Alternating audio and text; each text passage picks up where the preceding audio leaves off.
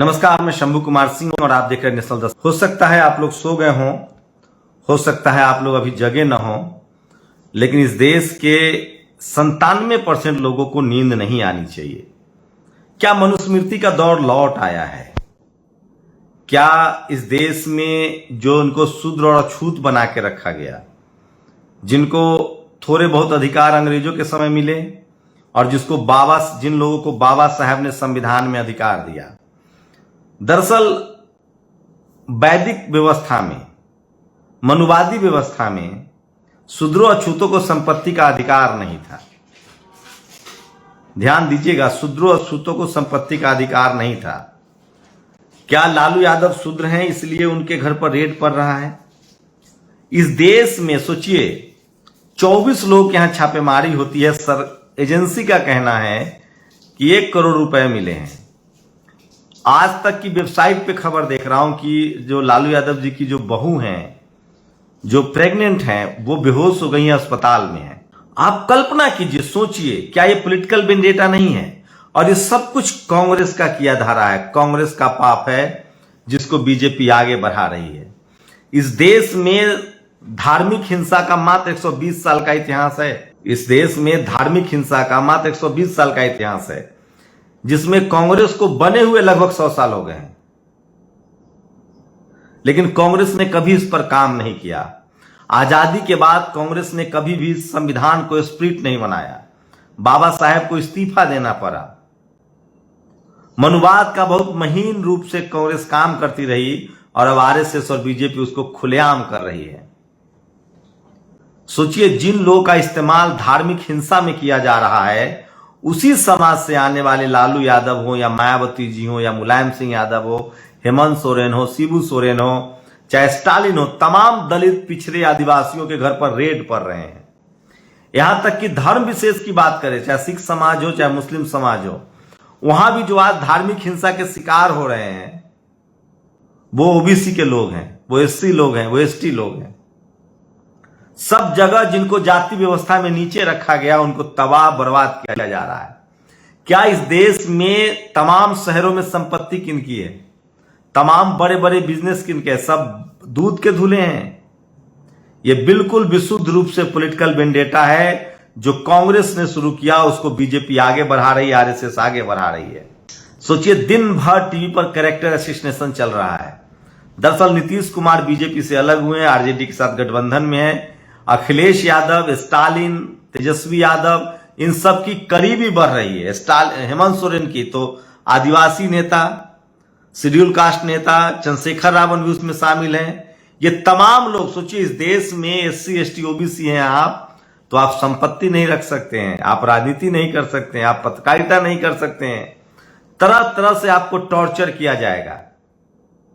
क्यों? क्योंकि इसकी वजह है कि यह समाज एकजुट नहीं है। कभी जाति के नाम पर, कभी धर्म के नाम पर एक दूसरे से लड़ता है, एक दूसरे को ही दोषी ठहराता है। और नतीजा यह है कि इस देश में जो जातिवादी लोग हैं, मनुवादी लोग हैं, वो मौज कर रहे हैं। उनका कब्जा इस देश के media, judiciary, college, university, bureaucracy पर, बिजनेस पर, फिल्म पर, इंडस्ट्री पर, स्पोर्ट्स पर। और तमाम इस देश के 97% लोग जो एससी एसटी ओबीसी हैं, चाहे वो किसी धर्म के हों, जो एससी एसटी ओबीसी हैं, उनके संपत्ति सीज हो रही है। उनके बच्चे को स्कूल नहीं है, दवाई नहीं है, अस्पताल नहीं है। आप सोचिए कि लालू यादव का किडनी ट्रांसप्लांट हुआ है। जिस घर में 2-2 मुख्यमंत्री हो, जिसकी इतनी राजनीतिक रसूख हो, उसके साथ ये हो सकता है। ये बिल्कुल मनुस्मृति है, मनुवाद है। लेकिन एक बात तो है, अब जिसके यहां इनकम टैक्स ईडी की जांच पड़ती है, उसके बारे में एक धारणा बन रही है कि ये लोग सब निस्वार्थ थे, और इसमें अरविंद केजरीवाल की कम नहीं है पाप। आरएसएस के मुखौटा बनकर संजय सिंह को भी सोचना पड़ेगा। कल ये लोग सर्टिफिकेट बांटते थे, ठीक कह रहा कोई, राजद के मुख्य प्रवक्ता पंडित जी हैं। कल तक जो लोग सर्टिफिकेट बांटते थे कि कौन चोर है कौन ईमानदार है, उनके 2 नेता और 2 मंत्री भी जेल में हैं। दरअसल एक गुजरात मॉडल है। गुजरात मॉडल में आपसे नहीं जीतेंगे तो आपका कद्दू काट लेंगे। वो तिजारत, बिजनेसमैनों का राज्य है। वहां इनकम टैक्स ईडी का भरपूर इस्तेमाल होता है। सोचिए, भारत के सारी संपत्ति को राष्ट्रीयकरण कर दीजिए, तब पता चलेगा ना कि किसके पेट में कितना अन्न छुपा हुआ है। ये नहीं होगा। यही है मनुस्मृति, यही है जातिवाद, यही है मनुवाद जो 2000 सालों से चल रहा है इस देश में। कभी वो कोर्ट की आड़ में, कभी इनकम टैक्स ईडी की आड़ में, कभी जाति की आड़ में। अब सीधे सीधे तो कहेंगे नहीं कि लालू यादव शूद्र है, अछूत है, संपत्ति नहीं रख सकता है, तो उसको भ्रष्ट कहा जाएगा। इसके लिए मीडिया का इस्तेमाल होगा।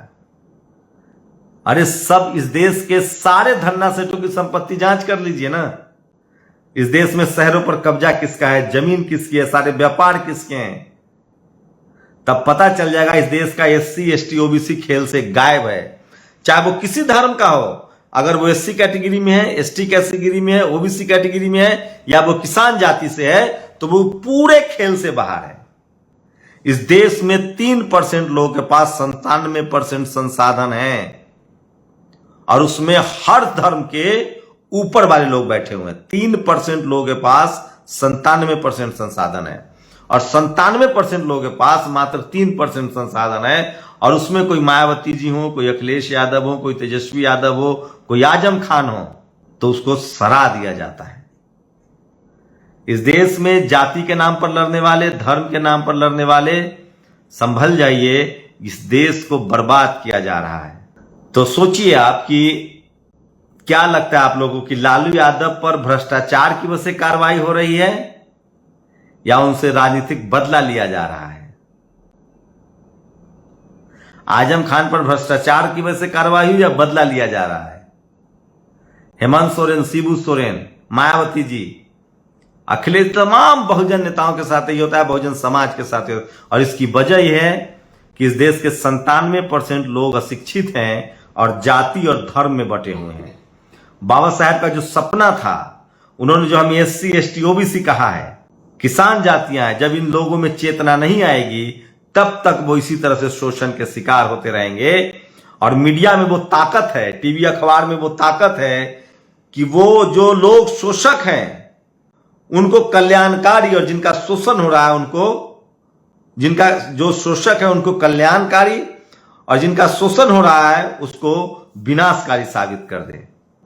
सोचिएगा जरूर, अपनी प्रतिक्रिया दीजिएगा। शुक्रिया। नेशनल दस्तक की आपसे गुजारिश है कि अगर इसको बचाना चाहते हैं तो नेशनल दस्तक को सब्सक्राइब करने के लिए रेड कलर के सब्सक्राइब बटन को दबाएं, फिर बेल आइकन की घंटी दबाएं। नेशनल दस्तक को बचाने के लिए बहुत जरूरी है कि हर खबर को शेयर करें, लाइक करें, कमेंट जरूर करें।